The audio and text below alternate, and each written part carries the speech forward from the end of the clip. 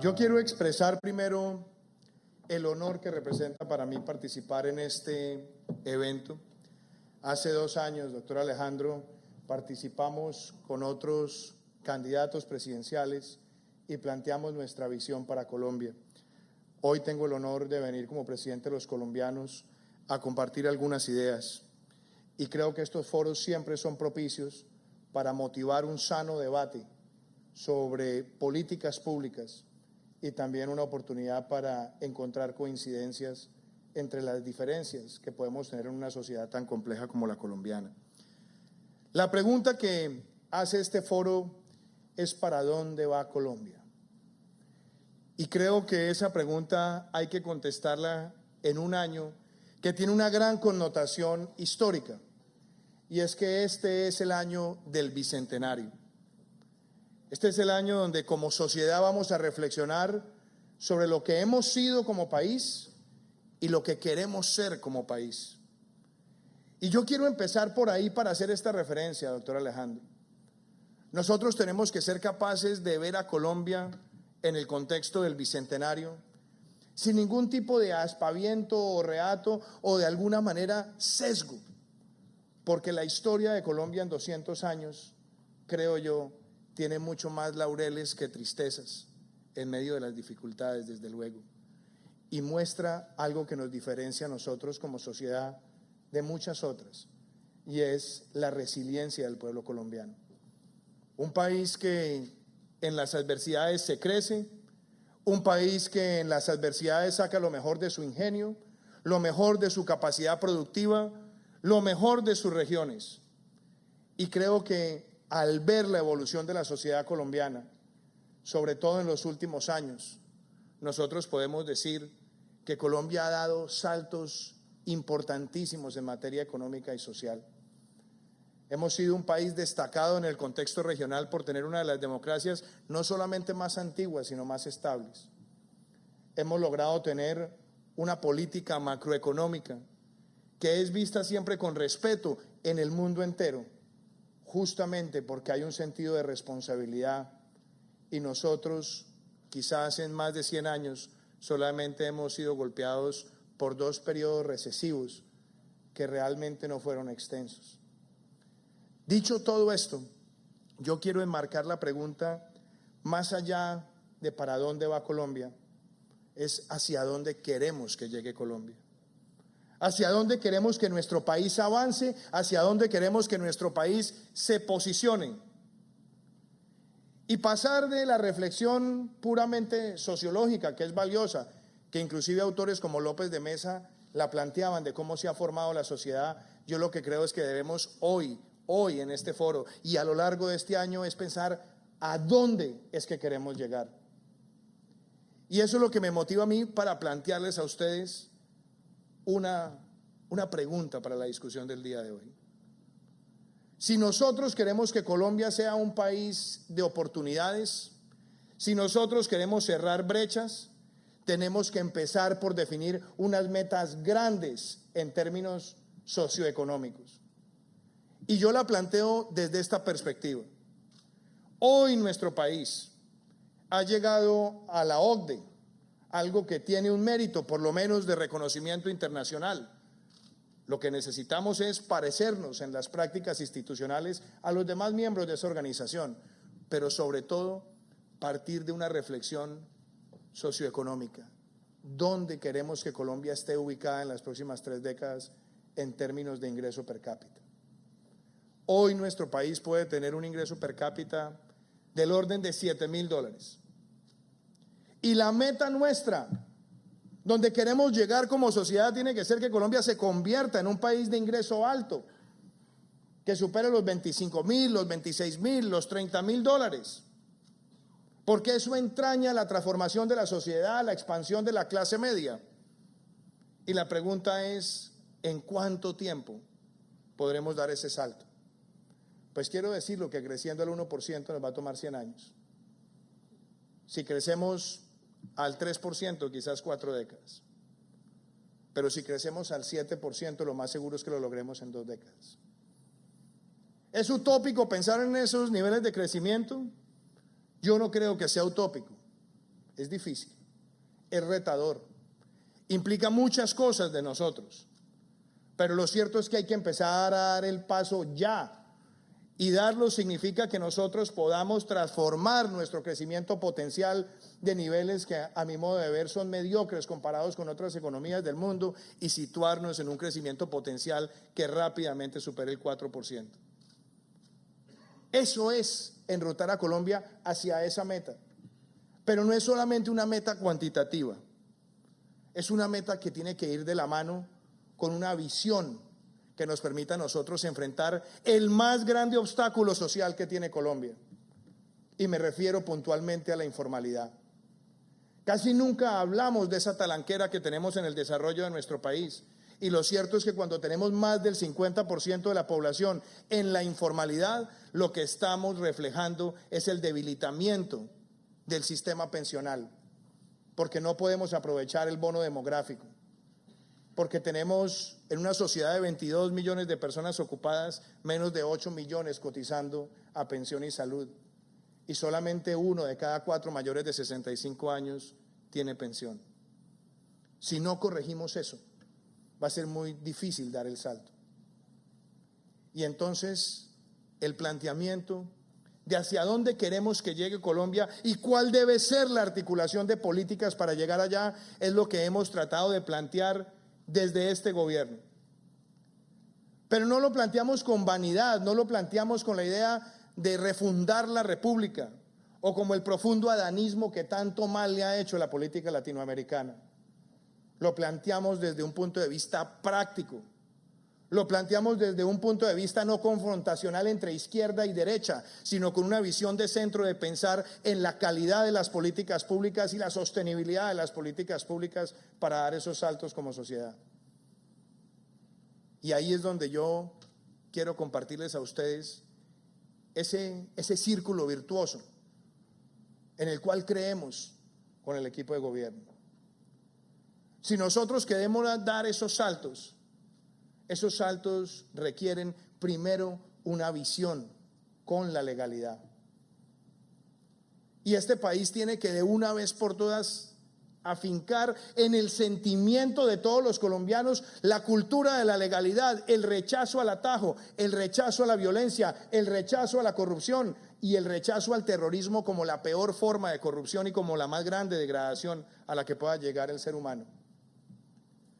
Y apostar por ese camino de legalidad es lo que a nosotros nos tiene que llevar todos los días a tomar decisiones prácticas. En 6 meses de gobierno, casi 6 meses, que no es mucho, pero que ya empieza a trazar una línea de gobierno, yo quiero dejar claro que nosotros estamos haciendo un gran empeño por fortalecer la independencia institucional, por elevar el debate entre las instituciones, por costoso que sea y por demorado que pueda ser, pero es elevar el debate, porque al elevar el debate lo que le estamos diciendo a la sociedad colombiana es que lo que debe primar en la relación de los poderes públicos es el debate sano, productivo, de frente al país, y no el trabajo tras bambalinas para tratar de utilizar aplanadoras o pupitrazos. Yo prefiero un Congreso que debata a un Congreso sometido a cualquier forma de gobierno. Eso es verdadera democracia. Yo celebro además, en presencia de los congresistas que están hoy acá, doctor Alejandro, que sí, hay debates que han tomado más tiempo y hay otros que quizás no se puedan ver como victorias de gobierno, y a mí me parece eso importante. El trabajo entre el Ejecutivo y el Legislativo no se tiene que ver como victoria entre el uno y el otro, sino el sano complemento de ese debate articulado de ideas. Y cuando uno compara lo que fue en los primeros 4 meses, la primera legislatura de nuestro gobierno, sacando adelante 6 leyes, dejando tramitados 4 actos legislativos, están muy en el promedio de las últimas 4 administraciones en los que fueron los 4 primeros meses de gobierno. El debate no es cuantitativo, el debate tiene que ser todos los días, escuchándonos en las diferencias y siendo capaces de construir. Ese camino del balance institucional, ese camino de la independencia institucional, para mí es fundamental en la cultura de la legalidad. Y también debo decirlo, Hay que seguir avanzando en la lucha contra la corrupción. Y la lucha contra la corrupción implica que demos por terminado el clientelismo. Eso no va a pasar de la noche a la mañana, se tiene que ir formando todos los días, pero hay que llevar al fin del clientelismo, fortalecer el servicio civil, buscar herramientas para garantizar todos los días mayor excelencia, mayor participación, mayor transparencia en la selección de las personas que se presentan a los cargos públicos de Colombia. También implica sancionar ejemplarmente al que peca por la paga y al que paga por pecar. Nosotros desde el gobierno hemos impulsado actos legislativos que se están discutiendo y que seguirán su trámite este semestre, pero también hemos tomado decisiones desde el gobierno, como hacer públicas todas las declaraciones de renta de los altos funcionarios del Estado para que el patrimonio del funcionario público esté abierto al escrutinio de toda la ciudadanía, dando la cara y permitiéndole al ciudadano saber con qué llega y con qué se va el funcionario público después de haberle servido al país. Hemos avanzado en estructurar lo que será el decreto de pliegos tipo para muchísimos sectores. Hemos avanzado en estándares de transparencia en la gestión administrativa de las entidades. ¿Nos hace falta? Claro que sí, pero hemos empezado el camino. Creo también que el proyecto de probidad que hemos presentado con el señor Procurador General de la Nación tiene una herramienta importantísima para decírsela con claridad a los que muchas veces pagan por pecar. Y es que empresa que corrompa a un funcionario debe recibir una sanción ejemplarizante.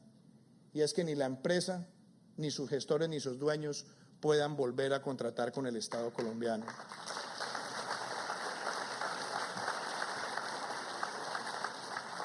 Hemos también procurado con la Fiscalía General de la Nación avanzar en un proyecto para que se acaben los beneficios o lo que llamarían prerrogativas para las personas que han sido condenadas por actos de corrupción. Ni casa por cárcel, ni mucho menos reducción de penas. Ese paso lo tenemos que dar todos los días. Se logró un avance en la estructura de la ley de abigeato, donde esos tipos penales también recibieron ese tratamiento, y yo espero que en el último debate que le hace falta al proyecto con el fiscal general de la Nación demos ese paso firme como sociedad. Esa lucha por la legalidad, que también tiene que verse reflejada en el debate contra el contrabando, contra las prácticas non santas en materia comercial, es algo que motiva a esta administración. Y lo digo además con muchísima claridad. Colombia es un país que cree en el libre mercado y en la libre competencia, pero es un país que no permite la trampa. Y en 6 meses este gobierno ha gestionado internacionalmente el 20% de las medidas antidumping que haya gestionado el gobierno de Colombia desde que existen esas prerrogativas. Y lo hacemos en defensa de la legalidad. Y no quiero dejar de mencionar 2 cosas. Muchos se preguntan por el camino de la paz. Y yo quiero dejar las cosas muy claras en este debate, porque estos son elementos que nos deben unir a los colombianos. Es cierto que en otras épocas, en debates políticos, fijé posturas muy claras, posturas que quizás no han cambiado, pero las hemos respetado en el desarrollo institucional y las seguiremos respetando en el desarrollo institucional. Y soy muy franco con el pueblo colombiano, a todas las personas que genuinamente han dejado el camino de la violencia en un proceso de desmovilización, desarme y reinserción, les vamos a ayudar para que sean exitosos en salir de ese camino negro de la violencia. Vamos a estar presentes en los 170 municipios PEDETs. Vamos a articular esos planes de desarrollo con enfoque territorial en armonía con el plan de desarrollo. Pero también quiero ser claro, así como lo fuimos con Guacho, seremos implacables con los que quieran volver a la ilegalidad y seguir sometiendo al pueblo colombiano. Colombia valora el gesto de dar el paso de rechazar la violencia, pero no podemos permitir el doble rasero, la doble moral o la hipocresía. Y quiero hacer una referencia puntual. Se han suscitado polémicas en los últimos días por la forma en la que se han abordado algunos temas con el ELN. Yo tengo 42 años y a lo largo de mi vida he visto constantemente actos brutales de terror cometidos por esa organización. Hace unos meses estuve en Machuca, un pueblo que se hizo reconocido por la sociedad por la brutalidad terrorista. Un ataque a un oleoducto hace 20 años, después rociar con balas el río que cargaba el crudo y generar una inmensa bola de fuego que arrasó con caseríos inermes. Fuimos a Machuca a acompañar a esas familias y siempre me preguntaba y me lo pregunto: ¿existe alguna causa ideológica que justifique un asesinato? ¿Existe alguna causa política que justifique actos de semejante brutalidad, barbarie, desolación? ¿Existe algo que justifique que jóvenes, estudiantes indefensos y desarmados sean víctimas de un ataque terrorista como el que vimos? Ayer acompañé a la madre de uno de los cadetes que falleció y me ratifico en una cosa: hay que perseverar en la búsqueda de la paz, sí, pero no podemos permitir que ninguna forma de violencia se convierta en un chantaje para ganar el oído del Estado. No podemos aceptar que ningún acto de eso sirva para legitimar una posición ante un Estado y mucho más ante un Estado democrático. Yo no llegué a la presidencia para ponerme en un hito de comparación con ninguno de mis antecesores. Tengo inmenso respeto por todos y lo he demostrado siempre en mis actuaciones públicas. Pero eso no quiere decir que no seamos capaces de evaluar las circunstancias que han envuelto al país en los procesos con ese grupo. En 23 años, ese grupo que se aproximó a tantos gobiernos a hablar de paz cometió más de 5,000 secuestros. Y en los 17 meses en los que tuvo la posibilidad de conversar con el gobierno anterior, cometió más de 100 asesinatos y más de 400 actos terroristas. Yo no fijé una posición por terquedad, por tosudez o por un acto desafiante. No, la tomé sobre una lógica.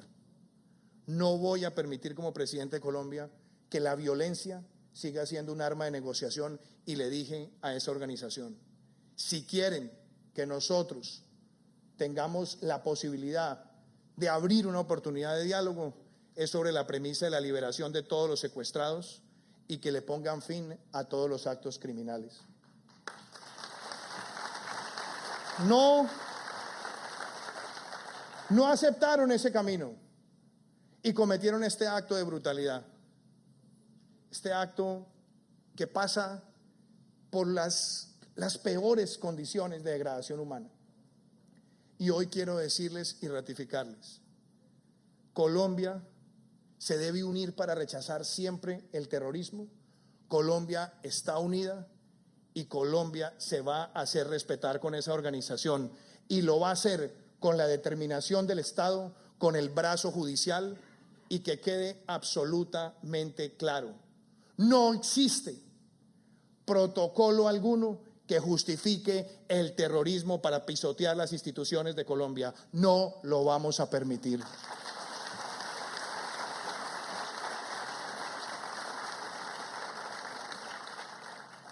La idea nuestra también es enfrentar todas las formas de criminalidad en el principio de legalidad, doctor Alejandro, apreciado gobernador y alcalde, porque muchos de esos grupos son los que están detrás de los asesinatos de los líderes sociales. Clan del Golfo, Caparrapos, Pelusos, ELN, los Pachenca, y así podría ir enumerando en cada región. Nos duele, me duele cada vez que se presenta una circunstancia de esa naturaleza. Me duele cada vez que un colombiano es víctima del delito. Y nosotros hemos procurado, con el plan de acción oportuna, mejorar la articulación. Cualquier crimen nos enluta. Hoy tenemos que reaccionar como sociedad y vamos a trabajar con premisas que son complejas. Claro que son complejas, porque hay 22 caracterizaciones de líderes sociales. Solamente la acción comunal en la caracterización incluye a todos los miembros de las 67,000 organizaciones. Esos son más de 4 millones de personas que están en esa caracterización, y vamos a hacer todo lo posible para garantizar siempre su protección colectiva y, por supuesto, donde veamos las alertas tempranas, también actuar con la protección individual. De 7,000 esquemas de seguridad que tiene la UNP, poco más, poco menos, el 62% hoy está destinado a líderes sociales. Tenemos que avanzar más en la prevención, y yo quiero invitarlos, y que ojalá esta reflexión que hagamos hoy en materia de legalidad nos permita que toda Colombia se pare en una sola voz para enfrentar a los asesinos de los líderes sociales. La Fiscalía, que ha esclarecido el 56% de cerca de 220 y pico de casos, ha dicho que el 50% de esos crímenes son producidos por estas organizaciones. Pues les quiero decir que esa amenaza la estamos enfrentando, y la vamos a enfrentar con toda la verticalidad. Y digo todo esto no para que nos enlutemos con esas historias y simplemente nos quedemos con el dolor. No, en la construcción de un país, pensando en el futuro, tenemos que todos los colombianos unirnos en rechazar y doblegar cualquier forma de violencia. El segundo punto que quería tratar con ustedes, que complementa ese círculo virtuoso, es el emprendimiento. Hemos visto cómo la conexión de la legalidad y el emprendimiento sirve. En tan solo 6 meses hemos tenido más de 12,000 judicializaciones en distintos lugares del territorio, y le hemos asestado golpes muy duros a esas estructuras criminales, y hemos empezado a ver un reverdecer de muchas actividades económicas. Siempre existe un vínculo lógico entre una sociedad que consolida más legalidad, debe pensar en el emprendimiento. Si queremos derrotar la informalidad en Colombia, tenemos que apostarle a un país que haga visible y efectivo el artículo 333 de la Constitución cuando habla de la función social de la empresa. La empresa es concebida en nuestra Constitución así, defendiendo la libertad económica. Y eso nos diferencia a los colombianos de otros países, y particularmente de los estados fallidos que tenemos al lado, producto de la dictadura, del estatismo, del querer doblegar las libertades en función de los caprichos de los gobernantes. Y hoy puedo decirles que aquí hay un compromiso grande de nuestra administración. Vamos a consolidar la disciplina fiscal. Vamos a consolidar un país de responsabilidad fiscal en medio de dificultades. Y se lo digo con respeto, doctor Perry, que yo lo leo a usted con frecuencia. Usted ha sido un gran analista de la economía colombiana, pero también es importante ver que hace unos años se permitió que el déficit fiscal llegara al 4% del PIB. Este gobierno tiene el compromiso de llevarlo al 1% en el 2022. Compromiso difícil, pero lo asumimos. Y lo asumimos porque queremos dejarle a los próximos gobiernos un país con una política presupuestal sana. Pero quiero decirle una cosa: ese camino lo tenemos que hacer cambiando los patrones del pasado.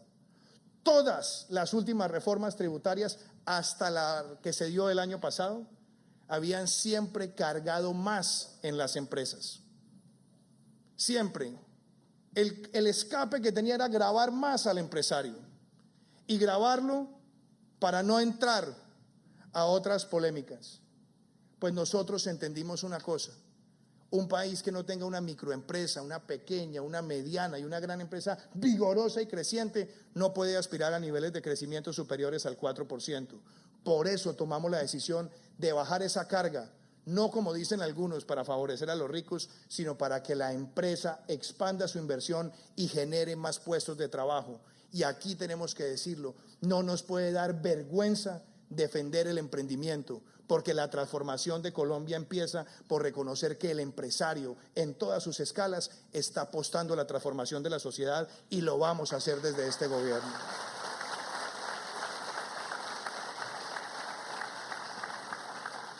Yo quiero también hacer referencia a temas puntuales, porque aquí se han tomado decisiones en estos meses. Otra de las grandes talanqueras, doctora Rosario Córdoba, era el exceso de trámites. Un país donde hacer empresa empezaba por tener que llenar por lo menos unas 18 o 20 plantillas para poder responder a todos los requerimientos de las distintas entidades de fiscalización. Hemos lanzado un programa, Estado Simple, Colombia Ágil. Ya van más de 111 trámites intervenidos, racionalizados y digitalizados para hacerle la vida más fácil a todo el que quiera desarrollar negocios. Lanzamos un programa espectacular de simplificación tributaria en el impuesto único y simple para los microempresarios y las pequeñas empresas de Colombia, donde se empieza pagando el ICA y la tarifa máxima es del 11% para permitir que haya una mayor formalización empresarial en un país donde el 54% de los negocios no tienen registro mercantil. Esos son pasos pensando en la competitividad y en la productividad. Y Colombia, y ese es un motivo por el cual ustedes deben ser optimistas en este 2019 y pensando en el bicentenario. Colombia, la semana pasada estuvo en Davos, en el Foro Económico Mundial, y se abrieron 4 centros en el mundo para la revolución industrial, la cuarta revolución industrial. Uno en Noruega, otro en Dubái, otro en Israel. El primero en un país de habla hispana tendrá lugar en Colombia en el mes de mayo en la ciudad de Medellín, donde vamos a demostrar que este país es pujante y le apuesta a esas nuevas tecnologías. Vamos a estar desarrollando tecnologías como el Internet de las cosas, la inteligencia artificial, las tecnologías de encriptación bajo la figura del blockchain, para que se hagan APPs, para que fortalezcamos la investigación con las universidades. Esa es la Colombia que estamos tratando de construir todos los días. Y se ha hablado mucho de la economía naranja. Últimamente he estado hablando menos, aunque siempre la llevo en el corazón. Y voy a decir una cosa. La economía naranja no es efímera, no es gaseosa. La economía naranja está y existe en Colombia.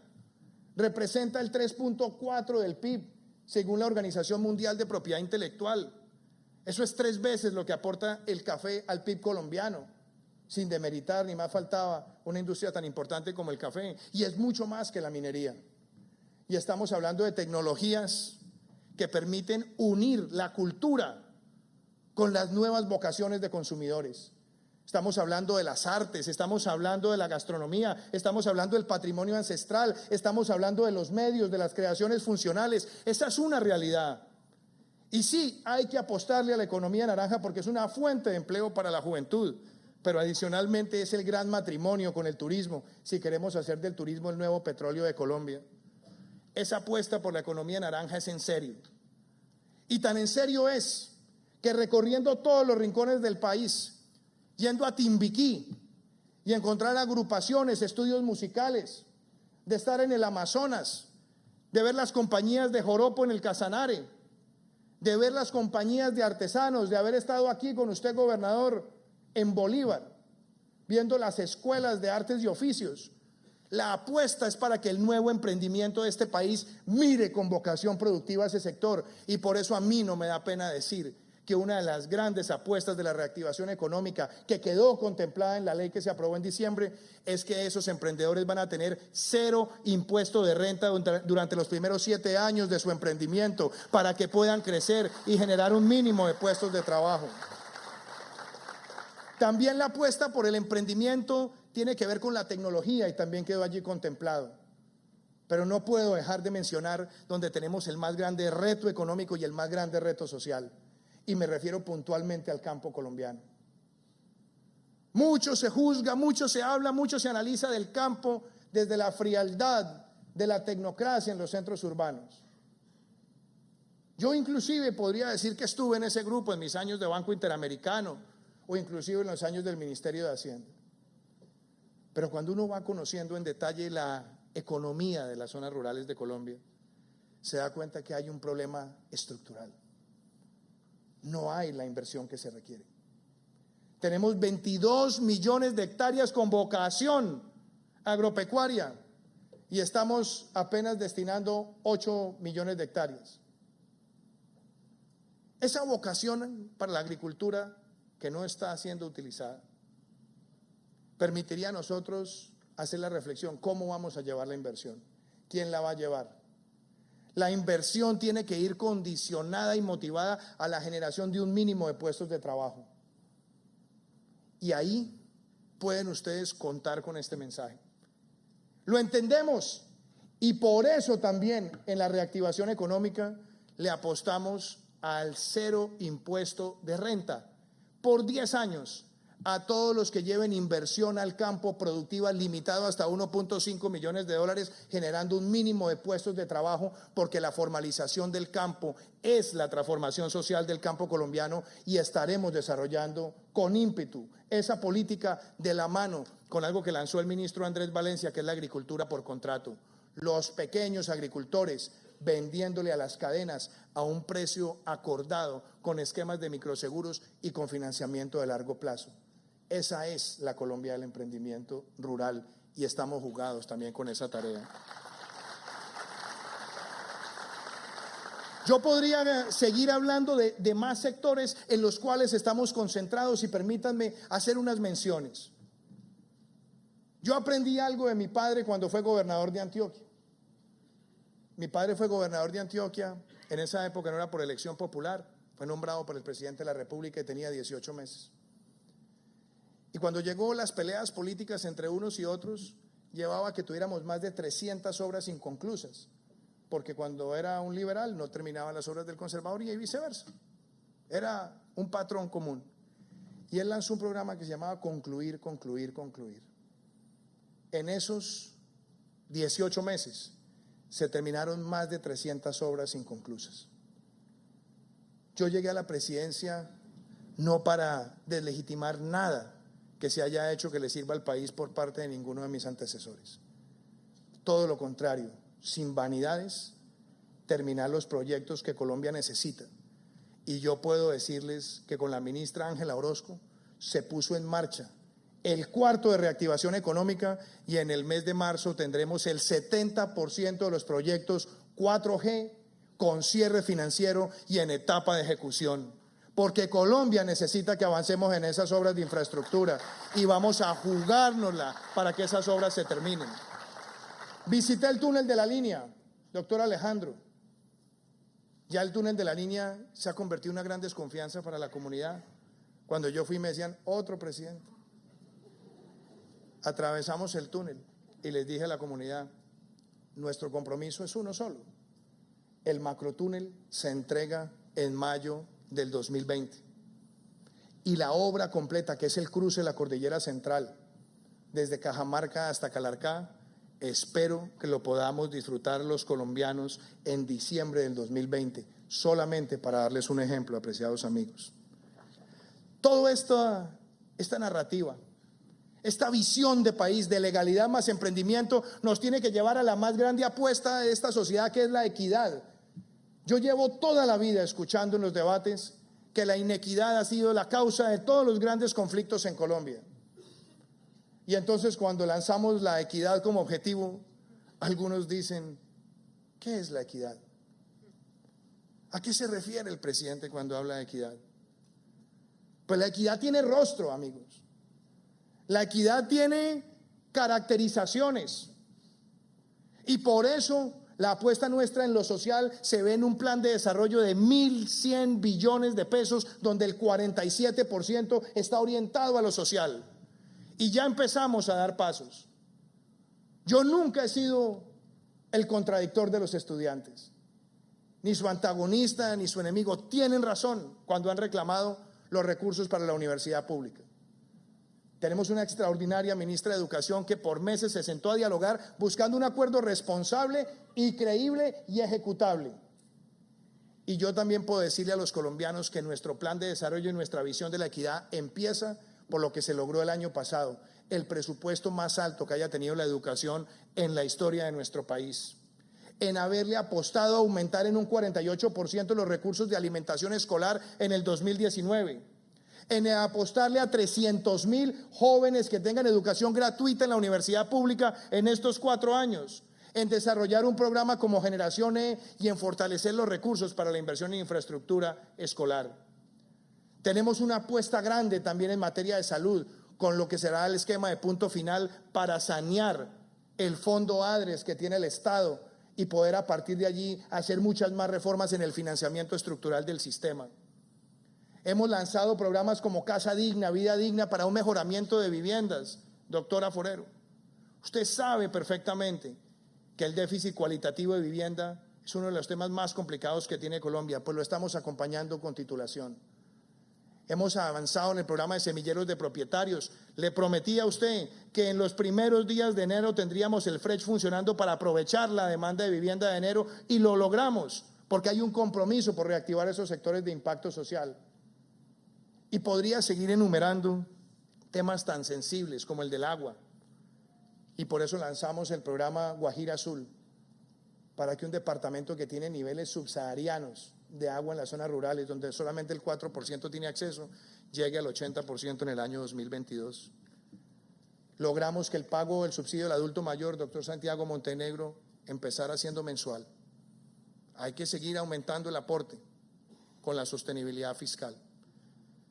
Por eso, doctor Perry, para que usted no se afane, vamos a tener a la DIAN con la factura electrónica y otras políticas aumentando el recaudo. En fin, queridos amigos, yo les quiero decir a ustedes lo siguiente: ¿para dónde va Colombia? No, ¿para dónde queremos que vaya Colombia? Y yo los quiero invitar a que este plan de desarrollo que se llama Pacto por Colombia, Pacto por la Equidad, no lo tomemos en serio. No lo tomemos en serio quiere decir que hemos tenido una gran participación a través de las redes sociales, donde hemos tenido más de 3 millones de visitantes a la plataforma, más de 14.000 propuestas, donde hemos venido haciendo los talleres regionales y donde se abre un debate en el Congreso de la República. Pero para que sea no el plan de desarrollo de Duque, sino el plan de desarrollo de Colombia en estos 4 años, y por eso lo hemos querido armonizar con los objetivos de desarrollo sostenible, apuntándole al 2030. ¿Dónde queremos que esté Colombia? Queremos que Colombia sea un país de ingreso alto, que sea un país que cierre esas brechas, que sea un país que donde vea el crimen tenga el rechazo absoluto de toda la sociedad colombiana. Pero lo más importante, y con esto quiero cerrar, yo llegué a la presidencia y le dije a los colombianos que yo quería ejercer la presidencia sin que el púlpito presidencial fuera un ente polarizador. Lo he hecho y no dejaré de hacerlo. La presidencia tiene que ser para unir en medio de las diferencias. Y yo creo que el reto que tenemos todos nosotros es que por un rato desarmemos muchas veces los espíritus ideológicos de tratar de siempre buscar dónde está ese argumento donde destrozo al otro. No, cambiemos el chip. ¿Dónde está el argumento con el cual puedo construir con el otro? En el bicentenario tenemos que reflexionar sobre nuestra historia. Así haya debates sobre la historia que nunca dejan de ser divertidos. Lo que quiero decirles es que estos 200 años son para que cuando cantemos el himno y nos pongamos la mano en el corazón nos sintamos orgullosos de ser colombianos. Y hoy más que nunca entendamos que llegar a ser ese país de ingreso alto empieza con lo que estamos haciendo y con lo que han hecho otros, y ese tiene que ser un propósito para transformarnos como sociedad. Los invito a eso, a construir país, a que nos preocupemos con optimismo, no si vamos a llegar al 3.5 o al 3.4, no, a buscar el 4 y el 5 en crecimiento. Los invito de verdad a que este foro de hoy nos permita construir juntos. Muchísimas gracias.